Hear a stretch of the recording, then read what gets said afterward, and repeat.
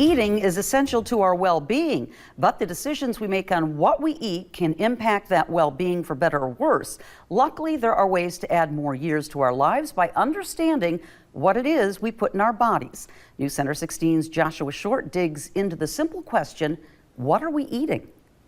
When you're at the store, many times you already know what it is you're going to buy or purchase because, well, it's habitual.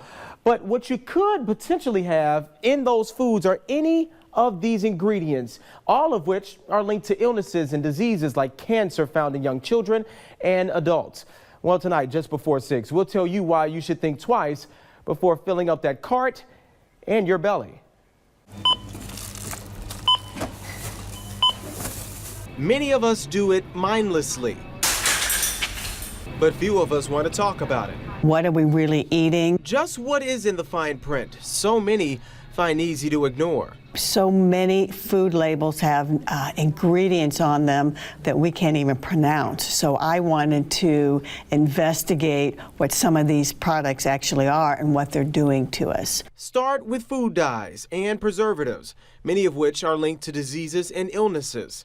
Ingredients Sue tries to warn people about every month at informative meetings throughout Indiana. Red dye number 40, yellow dye number 5, yellow dye number 6, which have been linked to hyperactivity, hives, asthma reactions, breakouts and swelling around the mouth. I changed what I put in my mouth about 10 years ago, but I really didn't put a puzzle together until I started cutting out processed foods. Gotcha. And when I started doing that, I was like, wow, I feel better, like I took some miracle medicine. Melanie Fisher, a personal trainer and fitness professional, says she changed her way of eating to a more whole food diet, meaning no processed foods or foods purposely changed prior to consumption.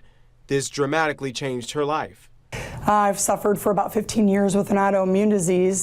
Polyglandular autoimmune disease can affect every gland in the body and can cause inflammation. But since changing her eating habits, eliminating processed foods, she hasn't had any of those side effects. So the inflammation started to reduce. I had been on a steroid for the last 12 years, and I have been off of it for 6 months. I feel great. The most important thing is to read your food label and not just the how many calories, but actually look at the ingredients that's in your food. We look at preservatives like BHA, which is strongly been linked to cancer in mice, which is used as a preservative in foods and things. And so we should learn to read our food labels to avoid those types of products. Those who can't afford the healthier, more natural choices every single day, try moderation. Eat less. Try baking instead of frying. Watch the salt and drink more water. But for those who can't afford eating healthier, if you can spend $800 on a phone, you can save that $800 and spend it on your health. And yeah, it's $1 to $2 more, but in the end, my family's healthier and so am I. And so health is priceless.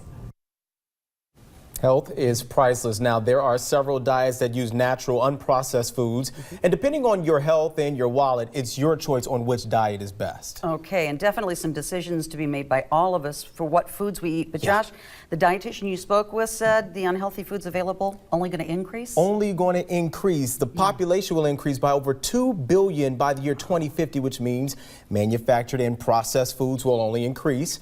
And the results of that requires a whole nother JB6 segment. Okay, well, good stuff. Thanks a lot.